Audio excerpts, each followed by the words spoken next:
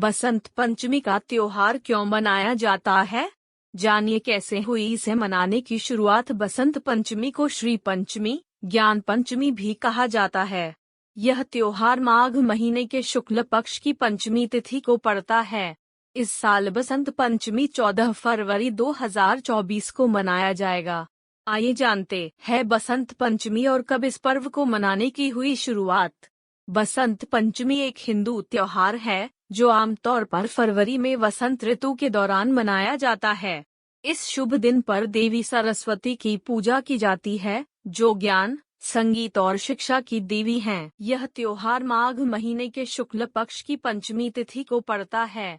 हिंदू परंपराओं के अनुसार पूरे वर्ष को 6 ऋतुओं में बांटा गया है, जिसमें बसंत ऋतु, ग्रीष्म ऋतु, वर्षा ऋतु, शरद ऋतु, हेमंत ऋतु और शिशिर ऋतु शामिल हैं। इन ऋतुओं में से बसंत ऋतु को सभी ऋतुओं का राजा कहा जाता है और इसी कारण जिस दिन से बसंत ऋतु की शुरुआत होती है, उस दिन को बसंत पंचमी के पर्व के रूप में मनाया जाता है।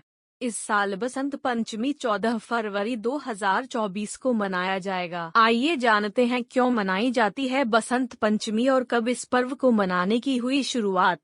बसंत पंचमी, जिसे वसंत पंचमी भी कहा जाता है, जीवन में नई चीजें शुरू करने का एक शुभ दिन है। बहुत से लोग इस दिन गृह प्रवेश के दिन नए घर में प्रवेश करते हैं, कोई नया व्यवसाय शुरू करते हैं या महत्वपूर्ण परियोजनाएं शुरू करते हैं। इस त्योहार को अक्सर समृद्धि और सौभाग्य से जोड़ा जाता है। बसंत पंचमी के साथ यह माना जाता है कि वसंत ऋतु की शुरुआत होती है, जो फसलों और कटाई के लिए एक अच्छा समय है। कड़ाके की ठंड के बाद इस त्योहार को वसंत का पहला दिन, फसल काटने का समय माना जाता है। क्योंकि भारत मुख्य रूप से एक कृषि प्रधान देश है, इसलिए यह समझ में आता है कि यह त्योहार भारतीयों के दिलों में काफी महत्वपूर्ण स्थान रखता है। धार्मिक मान्यता है कि इस दिन माता सरस्वती प्रकट हुई थी, इसलिए इस दिन बसंत पंचमी के दिन सरस्वती माता की विशेष पूजा का आयोजन किया जाता है। माँ सरस्वती को विद्या एवं बुद्धि की देवी माना जाता है। बसंत पंचमी के दिन माता सरस्वती से विद्या, बुद्धि, कला एवं ज्ञान का वरदान माना जाता है, इसलिए लोगों को इस दिन पीले रंग के कपड़े पहनने चाहिए और पीले फूलों से देवी सरस्वती की पूजा करनी चाहिए। कैसे हुई बसंत पंचमी को मनाने की शुरुआत? हिंदू पौराणिक कथाओं के अनुसार ऐसा माना जाता है कि भगवान ब्रह्मा ने इसी दिन ब्रह्मांड का निर्माण किया था। सृष्टि की रचना करके जब उन्होंने संसार में देखा तो उन्हें चारों ओर सुनसान निर्जन ही दिखाई दिया। वातावरण बिल्कुल शांत लगा, जैसे किसी की वाणी ही न हो।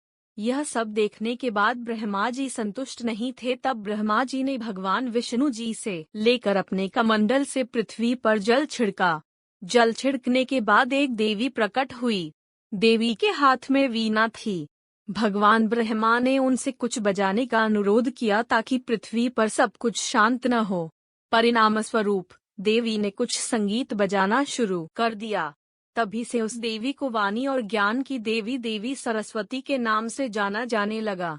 उन्हें वीणा वादिनी के नाम से भी जाना जाता है।